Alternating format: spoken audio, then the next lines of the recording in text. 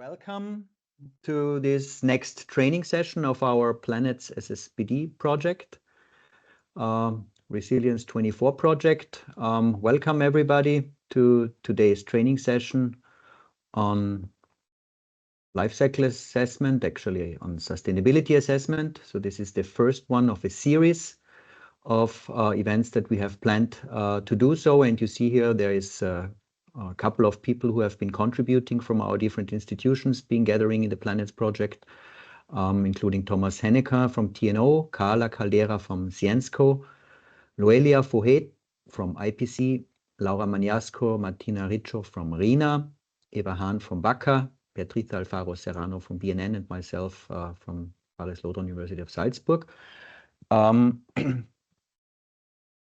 What are we going to be doing today? Yes, SSbD, just to recap a little bit of stuff, what we have been doing so far.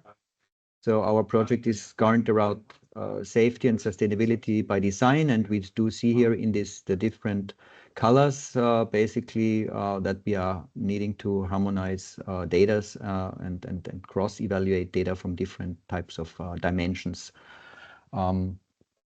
So in the lower bottom corner, we have seen this. I did capture this slide just from one of our previous trainings. This was on the scoping so far. And it's interesting because we are now in the phase where the revised framework is in consideration with us for the SSbD framework revision coming out later this year. And interesting is that the safety dimension that was captured before in 3 different steps with the hazard assessment, the exposure assessment in production phase and in the use phase are now more and more gathering into a kind of a safety dimension assessment at one, not in different steps anymore. Today we are focusing more on the bottom part of that, which is the sustainability assessment driven by LCA. And there are different types of LCAs, more into the environmental, but also social and economic areas. What also I, for recap reasons, captured here on this beginning slide is our workflow. Basically, we have done some quite significant and decent work on scoping, highlighted in green here.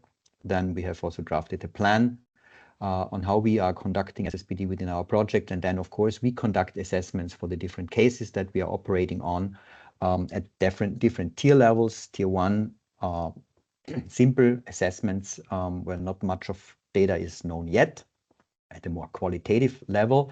Intermediate assessments, tier 2, sorry, or kind of full-blown assessments of safety, sustainability, and functionality against each other at tier 3 level, which is done in this blue area of our workflow. All that materials that we generate, including the slide sets and also the recordings, we capture on our homepage, but they are also provided to the community much wider and hopefully eternally via Zenodo and YouTube channels. So we have there already some materials on SSbD scoping. We do have materials on tier 1 assessments. We do have a very nice teaching set on QSAR modeling, what it can provide and how to conduct. We do have a training set on fair data and digital product passport development, and of course more is to come.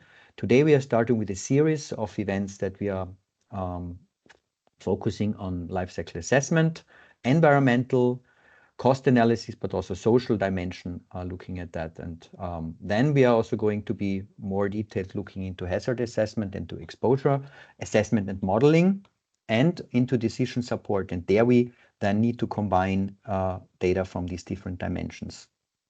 A very short look into what's today. We aim at about 1.5 to maximum 2 hours. Lots of interaction. Please at any time jump in, open your mic, comment, discuss, collaborate with us. Apart from that, anyway, we have also intended a couple of interactive sessions. We are going to be going into breakout rooms after an initial interrogation of what your expectancies are of today and what your state of knowledge is, and a little bit of kind of qualitative input gathering for what we want to focus at today, but also in the subsequent sessions we are going to be starting with Carla giving a little bit an insight onto the history, the link to the life cycle thinking, and then to the different categories that we want to kind of put the basis on for today. So we're going to talk briefly about SSbD and life cycle thinking, why we are using these type of approaches in SSbD. So next slide, please.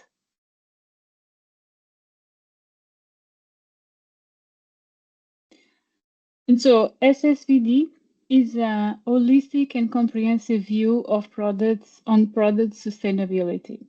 And so if we look at what is written in the EU Chemical Strategy for Sustainability, where the SSbD was firstly referred, it is a pre-market approach to chemicals, so that provide a specific function and, as we know, avoiding harmful substances. And if we look at the part of overall sustainability, it should be ensured by minimizing the environmental footprint of chemicals, in particular climate change, resource use, ecosystem, and biodiversity from a life cycle perspective. So despite that, what is in the standard, in the strategy refers specifically to the environmental component, as we will see, sustainability is normally defined by having these three components: social, economic, and environmental. And that's why the SSbD consider as well these other two components. Next slide, please. And so what is this life cycle thinking? Life cycle thinking is about going beyond the traditional focus of our area of intervention. No? Either it is the production, the manufacturing, or if it is the part of the use of a product. And so we have to have this holistic view, considering the entire life cycle. So we follow what's going to happen to the new chemicals and materials that we are developing, and we see what are the raw materials that are needed to produce them, and then what's going to happen during use phase, and what's going to happen in the end of life. So the main goal of life cycle thinking is then to reduce the overall product's resource use and emissions to the environment, as well as improve socioeconomic performance along the life cycle. So this is a definition put forward by the Life Cycle Initiative of UNEP, which is a very interesting initiative. And next slide, please. And so we have these different life cycle approaches, life cycle assessment that's targeting the environmental part, social life cycle assessment, the social part, and life cycle costing, the economic. Today, we're going to have a very high-level view on these different approaches, and then the following trainings will be more in-depth in each of these specific approaches. These approaches, they all come together in what's called life cycle sustainability assessment. So there is a methodology for life cycle sustainability assessment that combines these different, the three. Of course, that is important to know that the three methodologies, they are at very different levels of maturity. So that's why it's sometimes more difficult to implement social, for example, than life cycle assessment. So if you know, life cycle assessment, the first study was done by Coca-Cola in 1969. And already in 1997, there was the first version of the standard on LCA. So as you see, it has some years. On the other hand, social life cycle and life cycle costing are a bit more recent. And so LCA is a more robust and stabilized, and there is a scientific agreement on some of the impacts that are calculated there. And so next slide, please. And here, it's here, you can see the screenshots of the different documents that I forgot to add the ISO screenshots. I see there a placeholder. I will do that for your distribution, but just for you to know, the key guidance documents are the ISO standards for LCA. There's a recommendation from the Commission on the environmental footprint that was published in 21, end of 21. And then we have two documents from the UNEP, one on the social LCA and one on this life cycle sustainability assessment. I'm not aware up to this date of like a recognized document guidance on life cycle costing. But yeah, this is the situation in terms of key guidances. Next slide, please. And so how does this is reflected in our project, right? So if you recall from the first version of the SSbD framework, there was these 3 steps on safety, one step on environmental sustainability, and the other one on socio-economic. Okay. Nowadays, in the revision that will come, there is no more designation about steps, the terminology steps, but there is still the safety, environmental, and socioeconomic modules. Let's call it like that. And this is what's in the planets in the tiered assessment that Martin just mentioned. We also had these three approaches already considered, either at tier 2 with the screening level of each of these approaches in which we collect more approximated data, and that's while when you are at tier 3, we really get to the collection of all the data that's possible, and so we get these comprehensive assessments. And so this is where the LCA part is reflected in the Planets project. Next slide, please. And so overview of phases and terminology. Well, I think you are not going to resolve the terminology issue just in this course today, but I hope along the different modules it will be more clear for you. But to introduce you a bit, what are the 4 stages? So this is a picture that comes from the ISO standard for the LCA, but it's also used in the other approaches. So we have first the goal and scope. So we have to describe why I'm doing this project, what is the product that I'm going to study, what is this functionality, and the reference flow, that you will have a specific exercise today on that. And what is the boundaries of my system? So it's like setting the scene for this study. Then I go and I start to collect the data on the processes. So that's called the inventory, life cycle inventory.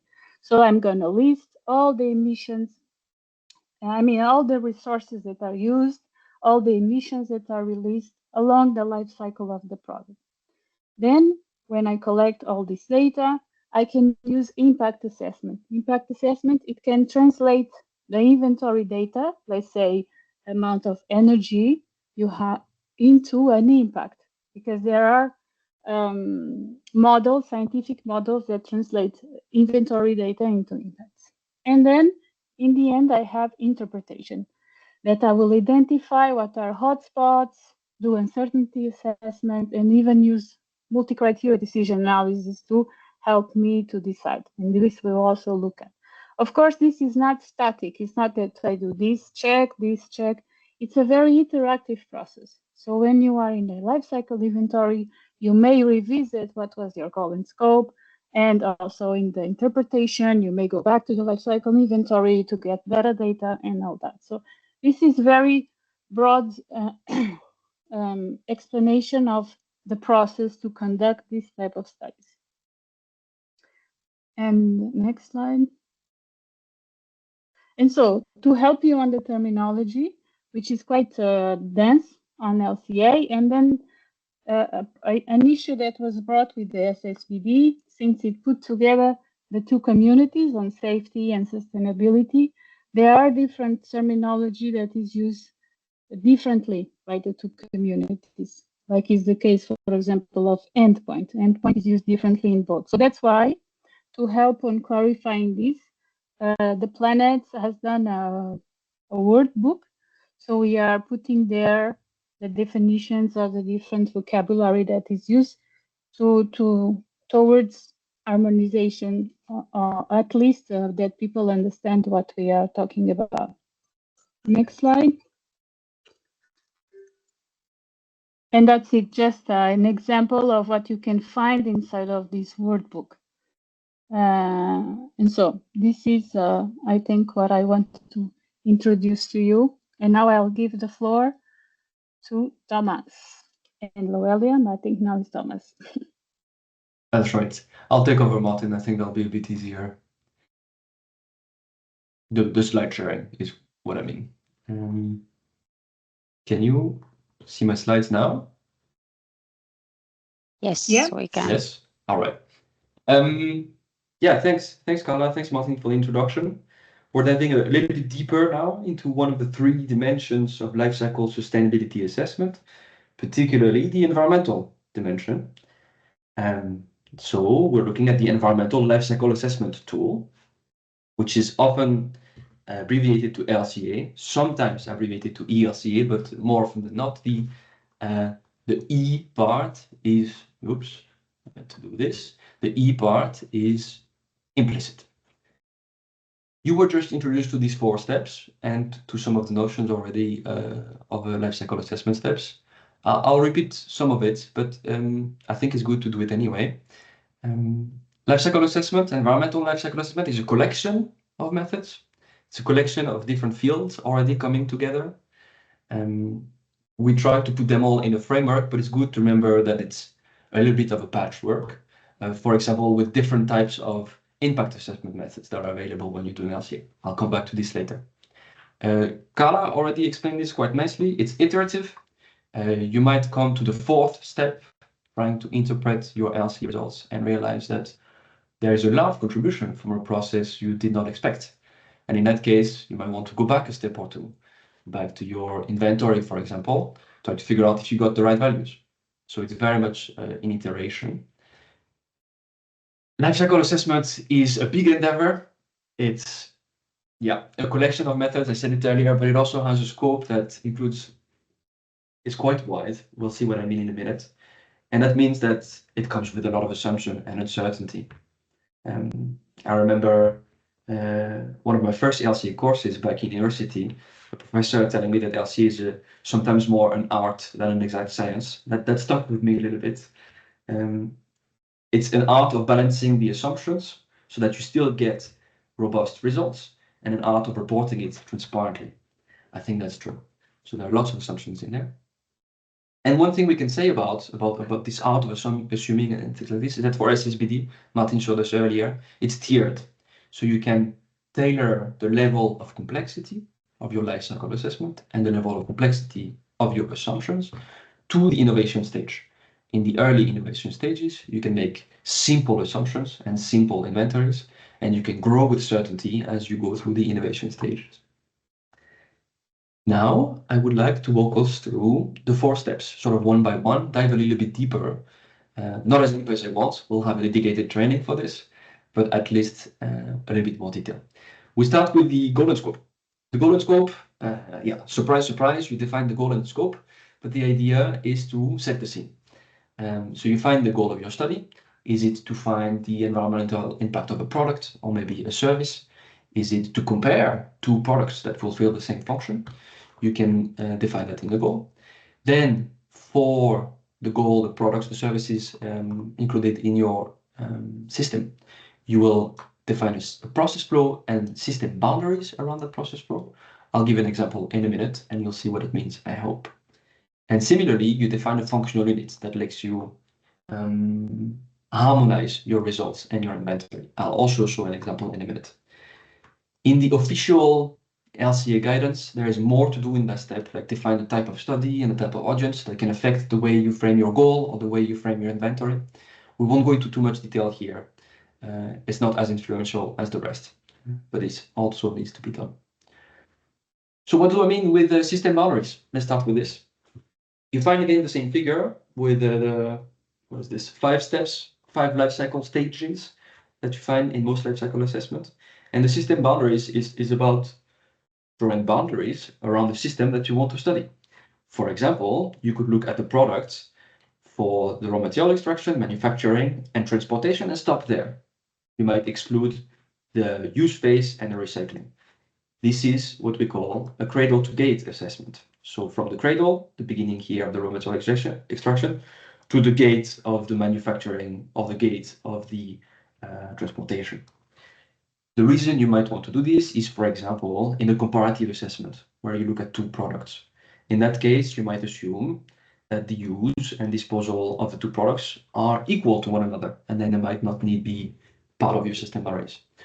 Or, and this is more typical, I might say, doesn't matter actually, you can do cradle to grave, all the way from the beginning to the end of your life cycle of your product, service, or process that you're looking at.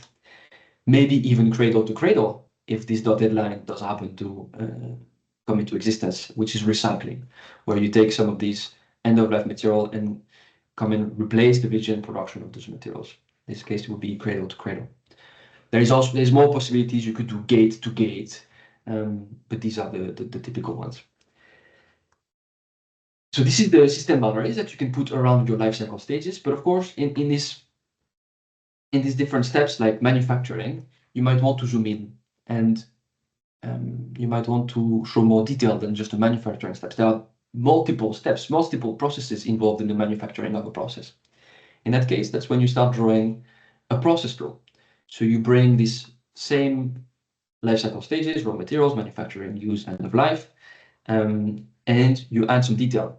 I took an example of a pen, just a simple, regular, for example, ballpoint pen.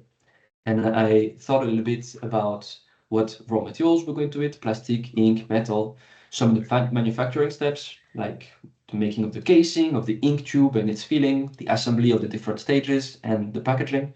The use, well, depends on the type of pen we're looking at. So already you see the importance of this original goal and scope definition, because if I'm using a pen that is refillable, then for the use I might have some ink refill, and if I don't, then that might not have that. And then the end of life is the waste disposal or potentially recycling, which is, yeah, not typical for pens, to be honest. They're small products, but they could be. And similarly to earlier, you can draw system boundaries around this process flow, in this example, cradle to grave. Now, still going with the example of my pens, we can now define a functional unit and a reference flow. Now I can explain to you a little bit more what I mean with this terminology of functional unit and reference flow.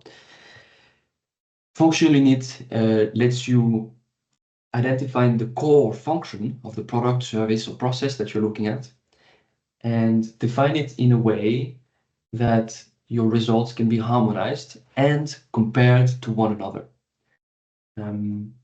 The reference flow is the amount of your product that you will need to fulfill that functional unit. For example, here we have 4 potential functional units for this comparative assessment of oh, I don't know what this is called in English. The feather pen is what we call them in French. The feather pen versus the ballpoint pen. Which of those functional units might work to do a systematic comparative assessment of these two products? Let's take them one by one and see if they work or not. That's what I propose here. So if your functional unit is just manufacturing a certain weight, a certain amount of pen, then I think you can maybe already see that this amount of pen will fulfill different functions. 10 grams of a feather pen will not be able to provide as much writing maybe as a ballpoint pen. Maybe per weight of pen, you can achieve more writing with a ballpoint pen because it's more efficient. Similarly, if you manufacture just one unit of a pen, they're not equal in function for the same reason I just explained with the weight. So maybe you want to try to quantify the function that you achieve with writing.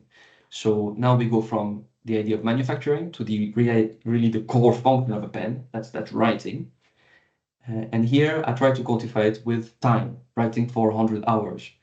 But again, there is a lot of potential subjectivity and difficulty in comparison if you just look at hours. Maybe I can write faster with a ballpoint pen rather than a feather pen.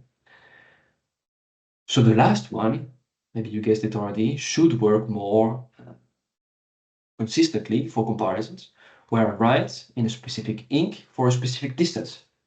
So if You can imagine a straight line. You measure 2 kilometers. 2 kilometers, by the way, is one of the claims, publicity claim of ballpoints, that you can write for 2 kilometers with a single ballpoint pen. And this should let you measure equally the ballpoint pen and the feather pen, because maybe the feather pen does not allow you to write for 2 kilometers. Maybe you need 2 feather pens to achieve these 2 kilometers. And then that would be your reference flow. My reference flow is 1 ballpoint pen can write for 2 kilometers, and 2 feather pens would be needed for 2 kilometers. And then you compare them on equal footing, on a level playing field. This is a lot of information. I realize this. And therefore, we thought this would be a good moment to take this into your own hands. This is your turn. We have manufactured sort of an example for you. This is not with pens anymore. This is with paints instead. And we propose that these first few steps that I've shown to you theoretically, you put them into practice. So trying to make some process flows, system orderings, functional units, and reference flows for 2 different types of paints. We will put you now in breakout rooms. You'll have a moderator. You won't be left to your own devices. We can help you out. And you'll find more detailed instruction in the mural that we have set up for this exercise. Give you a general look of the mural itself and the instructions. Yes, I know how to use a mural. Thank you. So you have instructions on the top left of the mural, and then you have sort of 5 areas for the 5 breakout rooms. Let us look at the instructions together. So the aim, I explained to some extent already, but we'll try to, that's the end of the whole frame, we can go right around that. And let's look at the relevant instructions here together. There are sort of 4 steps for you to do. To first define the process flow. We have given you examples for this. I will show you in a moment. Then define the functional unit, and that goes through 2 steps. First, obligatory properties. Those will need to be quantified in your functional unit. And then additional positioning properties. You'll need to sort between those 2 categories of properties. And additional properties do not need to be quantified in your functional unit. They only need to be documented. From these properties, you will be able to define a function unit. And then from these, yeah, I don't have a better word than properties, but it's a different thing. But from the properties of the 2 paints, you will also be able to define a reference flow, like we saw earlier for the pens, that will fulfill the function unit. And if you look into the area of your breakout rooms, you will find those same 4 steps, with first the process flow, where you can sort out some examples of processes together, and the properties, when we'll add post-its and sort them out between the 2 categories of obligatory and positioning properties. And finally, once we have all of this in hand, we can define a function unit and reference flows for the 2 types of paints, I can't get it right, that we saw up there. Yeah, anything from any of the experts to add for this introduction, or any questions? I think it's clear. Thank you. All right. Then into Good, the breakouts, if we're ready. Let's go to the breakout rooms.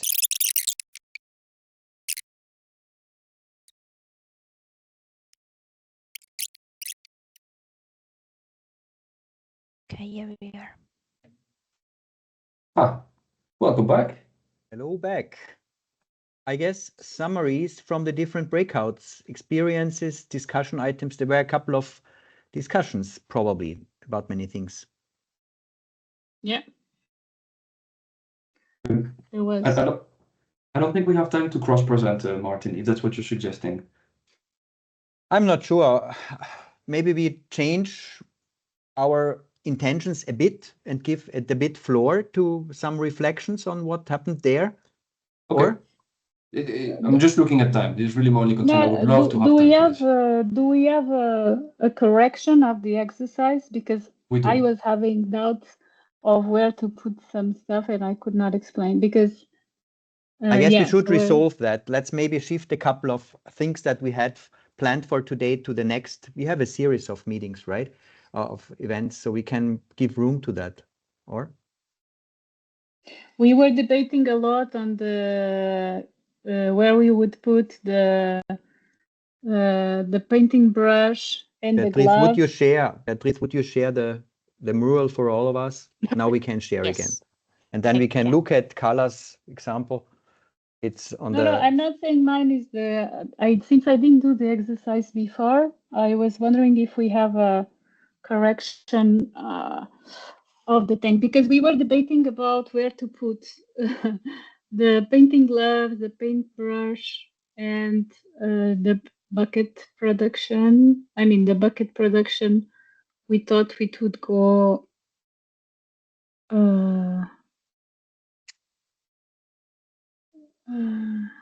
Yeah, it was a bit debatable. I don't know where you guys put it. So we thought painting brush we needed to the use to paint. Then the gloves we may need or not need, depends on the paint. So we put it outside. Then the bucket production, we may need a bucket to the use.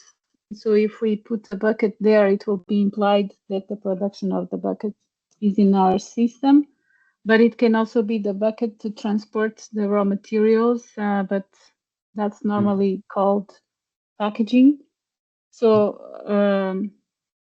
this was our points of debate, and then also the other point of uncertainty for me was the emissions of paint to the environment, because I would understand these emissions of the paint that goes to environment, they are out of the system, because normally the system boundaries represent the techno system, right? Not the environmental one. So that's I wanted to see, because normally in system boundaries we don't represent the emissions. We are just looking at the processes. So maybe Thomas, you have a correction for this? I do have a correction, but I can react maybe already to some of the things. Yeah, bucket production is an interesting one. I think it's maybe a poor wording is what this is. By bucket, we meant packaging, the packaging of the paint itself during production. Okay. And therefore, it would definitely go in the production stage. All the raw materials either would work. Materials, yeah, okay. But if it's a bucket that you're going to use to pour out the paint from the packaging into a separate bucket and then to paint, then it would go into the use, because that goes into the use phase. So that's with why similar, we put it in between. yeah. So that makes a lot of sense with this wording that you would put it in between places. With the same reasoning as the bucket during use, the painting brush and the painting gloves are used during the use phase, the actual use of the paint, and therefore would go in the use lifecycle stage. The gloves is an interesting one, because they might or might not be required. You might have, somebody says, I can paint without gloves, it's no problem. There, we thought that you might rely on the manufacturer recommendation. If the particular paint that you're looking at requires the use of gloves, then it would go in your system boundaries. If not, then it could go outside your system boundaries.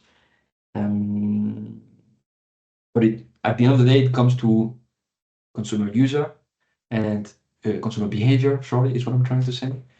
And so you have to make an assumption, and that assumption you can check with your eventual interpretation, the scenarios with and without gloves, to see if it has any bearing on your conclusions. Was there anything else? Oh yeah, emissions of paint to the environment. I definitely think that emissions of any type should be in the system boundaries. Yes, they go to the biosphere rather than the technosphere, but I will talk more about this later. I think this is okay to park this one. Okay, let's do it. Other comments? Other groups? Loelia, Laura, Eva? I don't think we had much trouble, but maybe I can let my teammates speak. I think that we maybe had a bit of discussion about the painting brush and the painting gloves, but we mostly decided to put them in the production phase, even if they are used and being in the use phase, of course. But we need to include the production of them. So this is why I would have included more in the production phase, but I think that both of the answers would be correct. I would say that we're looking at the system of the paint, and therefore what you mean with production is production of the paint. Yes. And if you have it is what is very interesting here in this what you're saying, this discussion, is that if you look at the brush, it's a whole other life cycle assessment. Yeah, And that life exactly. cycle assessment has a raw material, production, use, and end of life of itself. But that's all included currently in the green post-it that says painting brush. In Yeah, that one, there is the you're production. right. So yeah. Reflections from Eva, Laura, also maybe to other kind of worksheets or parts of the worksheet. I think it was really already discussed about like painting brush, painting gloves. I think that was also in our discussion. Perhaps one point is pricing should already be considered somehow. I mean, later on, it's very important if we think about MCDA and so on, to have like also pricing included. But yeah. Absolutely. So that's why we have these positioning properties, and pricing is absolutely one of them. But we document them. We document them for later use because they don't strictly belong in the environmental life cycle assessment. Yeah. But you'll tell us all about this later, Eva, when you talk to us about decision making. Yeah. True. maybe a very few points on the reference flow things. I guess there was some discussion on lifetime somewhere, right? What I picked up. What was the discussion about? No, well, for example, in our group, we had some nice discussion on the system boundaries about the waste in production and where should it go. And then one very important note, I think, it's about the functional unit, not reference flows. And we noted that the functional unit, the way we defined it in this exercise, is quite focused as the main point on the use phase. So it doesn't cite, for example, the end of life, because it is not in the functional unit indeed. And it is also focused on the use phase rather than the production phase, which could be another option to focus it on the amount produced. But then again, we want to compare the function because the two paints have a different properties in that area. And that was also the discussion of lifetime. We assumed the lifetime for the functional unit, which was 1 year. So we wanted our paint to be durable for 1 year. And with that idea, there was no difference in that sense between the two paints. But there was a difference about the number of coatings. And so this is the discussion we had. Yeah. You have two different points. I'll react to them separately. The first point... Oh, I'm blanking. I immediately forgot it. On the end of life? Yes, thank you. So the functional unit, yes, is focused on the use phase, because in the use phase is where you actually encounter the function of your product. You suggested that a functional unit focused on the production, maybe with a quantity of paint, would be okay. I would argue it would not be. The reason I say this, and you might go back to the pen example where I had a similar idea, is that if I compare 1 kilogram of paint A versus 1 kilogram of paint B, but they have very different covering capacity, I need twice the amount of paint B to cover the same surface area. That would be a very unfair comparison to, I don't know what I said anymore, to whichever paint is more efficient at covering. Exactly. Yeah? And that was a discussion. Oh, so you had the discussion. Okay, well Yes. then that just reflects the discussion. That's why you focus on the use phase. And you can say the same thing about the end of life treatment of paint. If the function we were looking at and the service or the process we were focusing on was end of life treatment of paint, then the function would be focused there. But that's not what we're doing here. And then I hope I didn't misunderstand you again here, but in the lifetime discussion, your second point, you said that it made no difference because you assumed 1 year, and because both paints have a lifetime of more than 1 year, then there is no difference of paint A versus paint B. Is that what you suggested? That was the idea during the creation of the functional unit, yes. Yeah. So we decided the durability we wanted to have, and we set it at 1 year. And this is what came out. But it would make a difference between the two reference flow. Did you discuss that or not? On the idea that if you consider the durability of the paint, then you'd have to repaint after some time. And it would be earlier for paint B, if I remember. Yeah, whichever one is less durable. But even even if you take a functional unit with a lifetime that is lower than the actual durability of your paint, you still need to take that into consideration in your reference flow. If I take a functional unit a functional unit lifetime of 1 year and my paint lasts 5 years, then I need a fifth of the amount of paint that I've used to paint it, because it lasts for quintuple the amount of time. Hope that makes sense. Okay, so I guess this was quite good, really in-depth insight into it. And if there are no more questions and discussion points urgent, I guess it's a good idea that we just continue with our LCA training discussions. There is now this 10 minutes from Loelia and Thomas on environmental dimensions.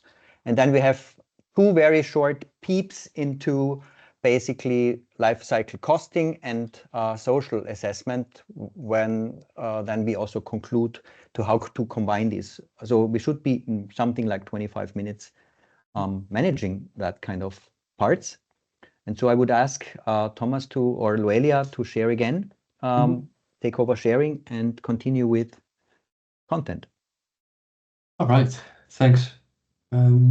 So we had a couple of slides here to sort of discuss this. I think we've already done this, so I might go a little bit faster with this. You find the same life cycle stages and some of the same things we've already considered. This is a little bit more complete than what we did, but it's the same idea. I'll go right over this, I think. And then you find, this is central to the discussions we were just having. You find, again, a proposition for an answer of the obligatory properties and positioning properties. Like the most fundamental property of paint is it should, where we started in our group is like paint should paint. That's true. Paint should just cover the wall with a certain color. It should protect the wall against weather, because here we're talking about outdoor paint. It should meet certain health requirements, etc., etc. And there are some positioning properties like cost we talked about, drip-free could be one, a faster application could be another one. You have the functional unit. I think we talked about this enough. So the way that you can, the center of this functional unit, I would argue, is the area. It's the same idea earlier with the pens, where the center unit was the length that you can drop. Here, with the surface area, you can have the fairest comparison. And of course, you should meet certain health standards, certain weather conditions with a given color and for a certain lifetime. And then, depending on this functional unit, to fulfill this functional units, depending on the parameters, the properties of the paint, you end up with different reference flows. Having seen these quickly, these proposed answer, is there any other questions from any of the groups or the experts? Why not? All right, then we conclude that hands-on thing, and then I go into the next steps, because we only covered one. There is 3 to go. We don't have hands-on exercises for all of them, but I would like to say a word about this, and we'll go deeper into the dedicated training. The step that comes after goal and scope is the lifecycle inventory. In your lifecycle inventory, you look at your process flow diagram that you made, and you list all of the emissions that go in and out of your system, all of the emissions and resources that go in and out of your system, as well as any products that you need. I'll show you this in a minute. And you do this for the whole life cycle, or at least everything that's inside of your system boundaries. So you have your process in your value chain. You have on one side the exchanges with the technosphere, and on the other side, the exchanges with the biosphere. The technosphere is humans. It's the products that we make and the waste that we treat. So from the technosphere, you can get amounts of energy and amounts of materials, and you can output to the technosphere some products or some wastes.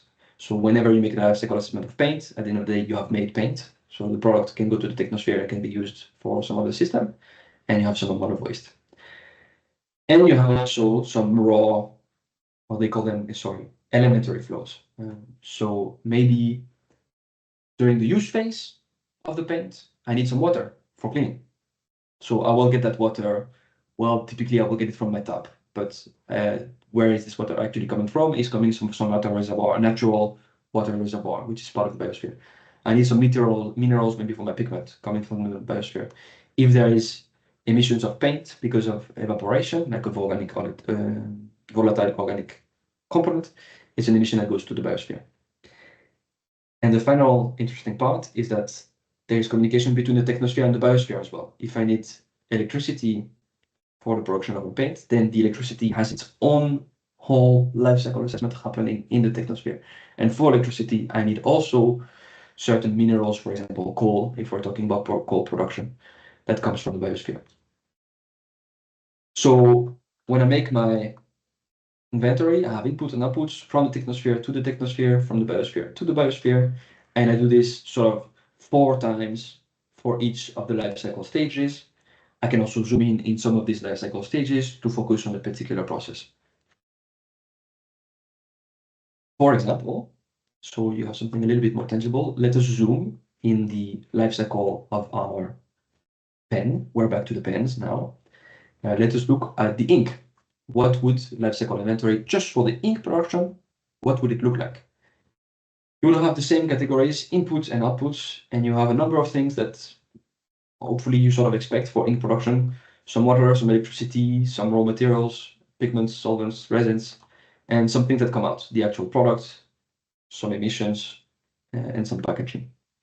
So you recognize the same categories here in purple, the technosphere, and in green, the biosphere exchanges.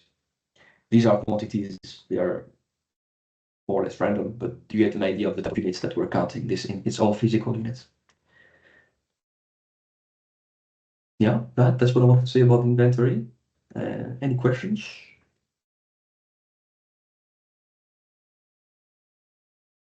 I'm moving on to the impact assessment.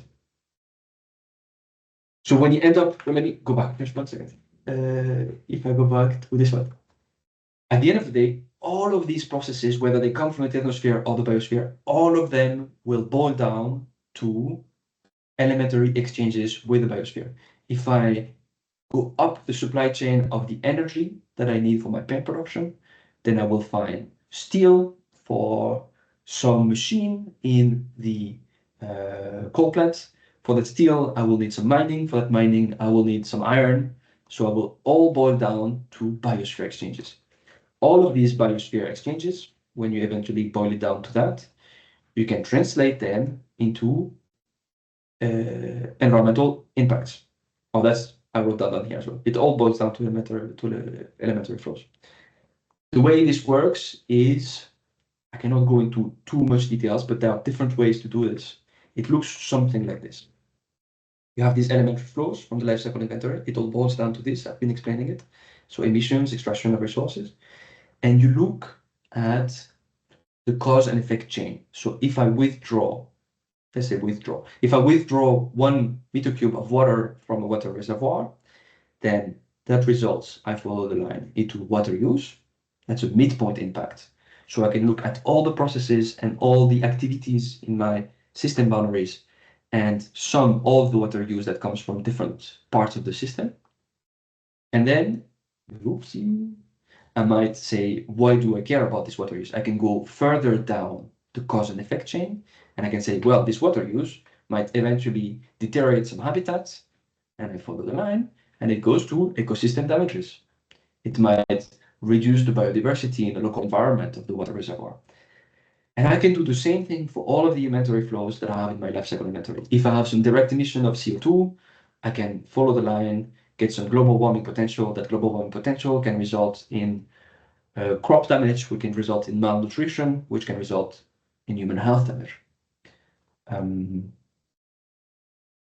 You can see this is a lot to do, so lots of assumptions also in that step, and there we rely on models of atmospheric pollutants, models of human health reaction. We rely on quite a lot of science to make that happen. And finally, when we've done all of this, we end up with a collection of results that can be expressed at different points of the cause and effect value chain, sorry. And we investigate a number of different things. We can look at the hotspots, for example, which of the processes in my life cycle stages has the highest impact on climate change? Is it the production? Is it the use?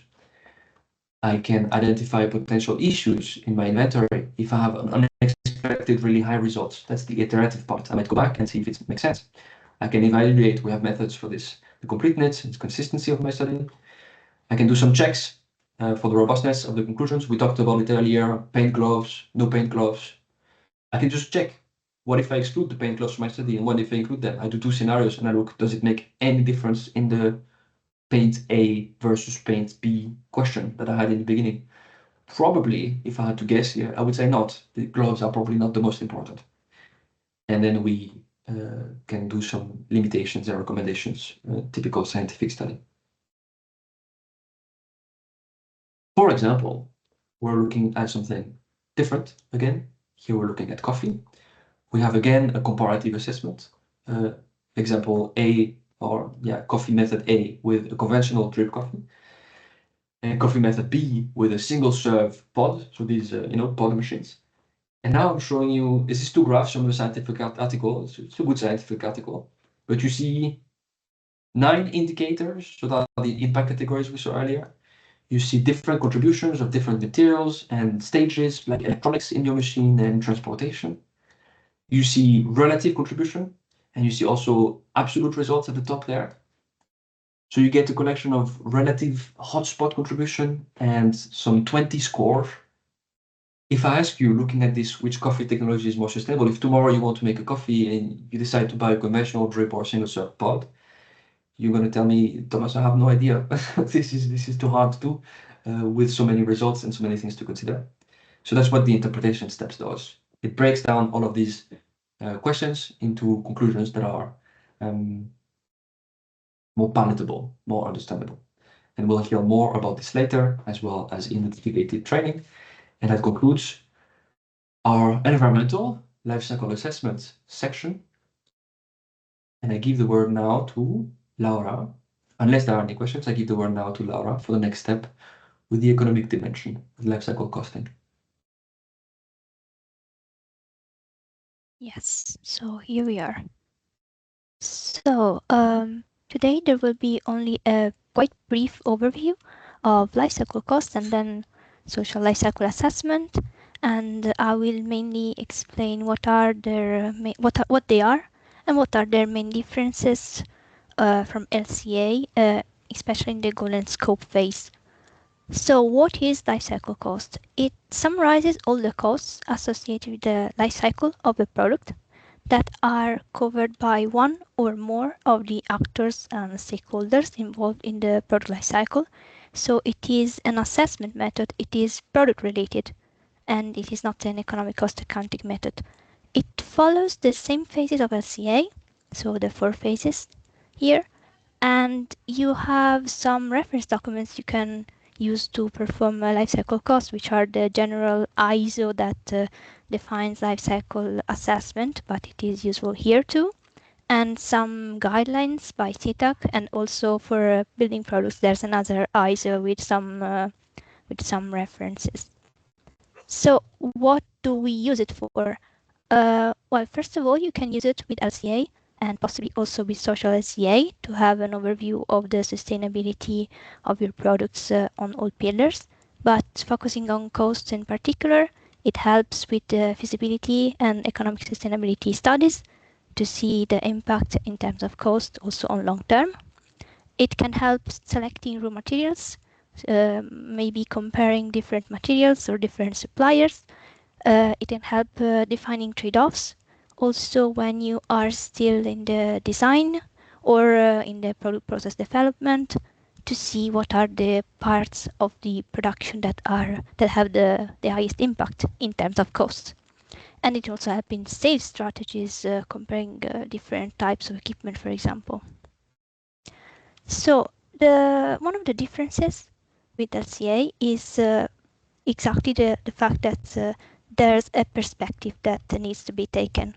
Why is that? Because the costs of a product can be borne by different stakeholders and they can be viewed from different perspectives. So if I have the perspective of the manufacturer, then all the costs for raw material acquisitions are costs, while the final product is sold, so it is a revenue. But if I consider the consumer perspective, then the whole product is my cost. And then I might have costs for other flows, like for example, the brush for the paint is another cost. So these costs are associated to one stakeholder and are the revenue for the previous stakeholder, which means that I have to decide which perspective I want to take. And it can be also useful to have a supply chain and stakeholders analysis before starting to see who are all the actors involved. So I won't go down to what is in the life cycle cost more than this, because we will talk about it in next trainings. And I'll go quickly also on social life cycle assessment. So again, it follows the same phases of LCA and RCC. There are the 4 phases here, but in this case, we evaluate both positive and negative potential social and socioeconomic impacts that the product has on stakeholders. And there are different stakeholders on which there could be impacts. It indicates potential exposure to social risks, so they're not exactly actual impacts. Again, we have some reference documents listed here.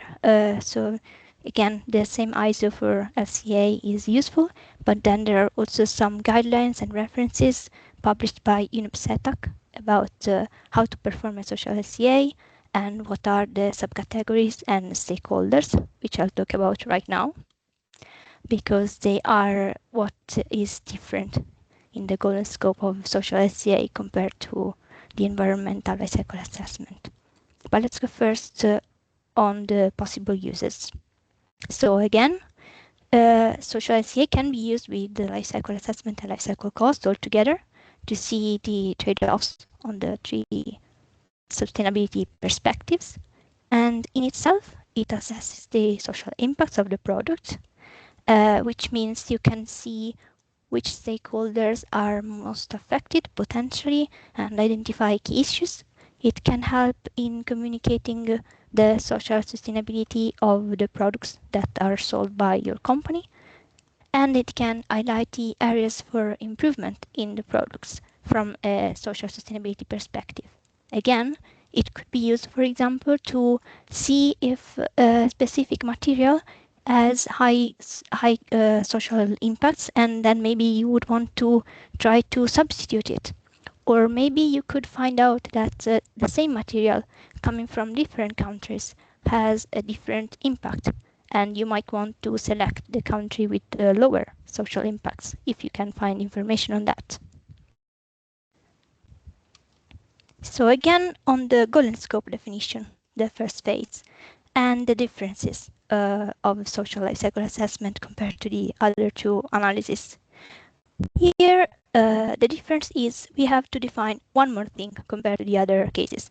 That is, we have to define which stakeholder categories are important for us, and then also what are the subcategories we are interested in, which are social themes of interest, and also what are the indicators with which we will find the impacts. So let's say some examples. If I consider the stakeholders workers, then I might want to know what are the potential social impacts on workers. And one of the themes, social themes that can affect workers is their salary. And so I might want to know if my workers in the production or also in the supply chain, so in the production of my raw materials, whether they have a fair salary. And this is the social theme, but then I have to measure it. To measure it, I need an indicator. So for example, I might want to measure the percentage of workers that have a wage that is below the minimum wage of the country. So this is quite complicated stated like this, but the idea is the UNIPSETAC guidelines say what are the main stakeholders that usually you use in the social life cycle assessment. These stakeholders that are listed are the local community, the value chain actors, consumers, workers, society, and children. Then you have to select which of these stakeholders you think are affected or should be assessed at least in each life cycle step. And then you can go on with the analysis. Now, all these definitions on stakeholder, etc., are also in the Planets workbook. So if you want to go and have a look at that, you have some ideas. And just to give you, again, an idea of what it means to have all these subcategories, this is the list that is usually assessed with the social softwares, which means you have the 6 stakeholders and all the subcategories for each of them. So to sum up, you choose which stakeholders are more important to you for your product in each lifecycle stage. Each stakeholder category includes subcategories, which are social teams. Each subcategory is assessed using indicators, not shown here because there are too many. And then you go on and perform your assessment, which again is a theme for another training. So this is all I will say about social lifecycle assessment. And I think I can directly hand over to Eva for the last part on decision making with LCA results. Yeah, thanks a lot, Laura. So, There's Martin? a question. Sorry, then Yes, please there is go a for it. question from Bonema, and while Bonema asks the question, shall I share? Eva, was that your request? Yeah, Okay, that would be great. good. Thanks a lot. Bonema, please go ahead. Thanks, Laura. I was a bit curious. The indicators, like the subcategories, they were different. How would you compare the different indicators in a? So is that not the idea that you don't necessarily compare or combine all the different indicators? it's more like combining than comparing. Then again, it depends on the method you use for social LCA, which I haven't talked about right now, but the idea is to have somewhat a more summed up score for the social impacts. So you measure the indicators as a way to measure the subcategories, and then you also put all them together. I know it's not very explanatory, but I really have to explain too much, and I can't now. But yes, the idea is you sum up all the results you get from the indicators. Okay. Thanks. Okay. Thank you. Eva? So then, thanks a lot. I will take over. So now we heard a lot about all these life cycle assessments, and we created a lot of results about it. But what to do now with these results? How to make a decision out of this. So looking now at the life cycle assessment in SSbD, Carla showed you in the beginning of our training this slide that in tier 2 assessment, more like the screening type approach of the life cycle analysis is carried out, and in tier 3 assessment, then the more comprehensive one. And then always as a next step, we have like this harmonized and joint visualization, recommendations, and unique score. So what does it mean? We need to take a decision. So next page, please. So having a look at how to get to this decision making, it's really important that after we receive all our KPIs from this life cycle sustainability impact assessment, as we heard now from social, environmental, and costing, but also from the safety risk assessment, so hazard and exposure, that we now go to the next step, and this is to challenge our assumptions via uncertainty and sensitivity analysis. So what is or why is it important? So we need here a really systematic approach also to understand and also manage the reliability and robustness of our assessment when evaluating all these SSbD alternatives we're looking at. So what does uncertainty analysis mean? Here we try to identify and quantify the degree of confidence. So for example, from our data, from our models, and all our assumptions we did in the assessments. So how sure are we about our results we received now? And the second question we are answering is, what are the main sources of uncertainty? So do we have any data gaps? Is the data reliable for our LCA we have been performing, and so on? So these questions we need to answer in an uncertainty analysis. Then the sensitivity analysis. Here we are examining how changes of input parameters, such as like properties, exposure scenarios, and so on, affect the outcome of our assessment. So there are parameters which might have a very high influence in our result. And if we identify these parameters, of course, we can iteratively improve also our assessment before then coming to the decision-making step. Then in the next step, as already mentioned, we have the decision making. So here we focus on the multi-criteria decision analysis, also called MCDA. And this is a tool which is supporting our decision making, especially in a situation with this SSbD evaluation, when we have very many criteria we have to take into account to come to our decision. Sometimes, of course, also these criteria can be conflicting. Or, for example, we have like a product where the functionality is really, really good, but it's a high price. Or we have a product which has a very good environmental performance. We found out via our environmental LCA, but we see like there are really many social aspects which are not that good with this at this product. And here the MCDA helps us to evaluate and also to compare the different SSbD options. And on the next slide, I can give you a really brief overview how such an MCDA looks like.